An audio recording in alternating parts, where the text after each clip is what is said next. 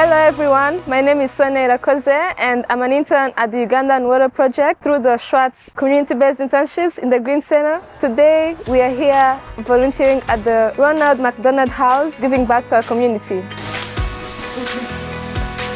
My experience has been very enriching. I've really loved the whole mission of this place, and knowing that my small acts of service are going to help someone out there who is in need, it's really rewarding, and I'm very glad and happy to be part of that.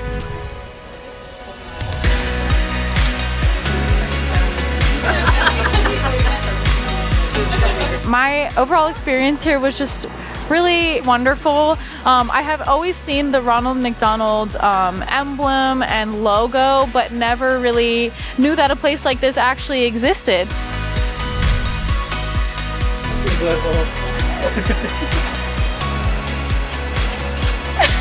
A takeaway from this experience is just that there's so much good work going on in the Rochester area. I want to be more open to getting involved with organizations like this that are here to help people and just appreciate them. I want to thank the Schwartz program for giving us this opportunity to give back to the Rochester community. We're really grateful for that.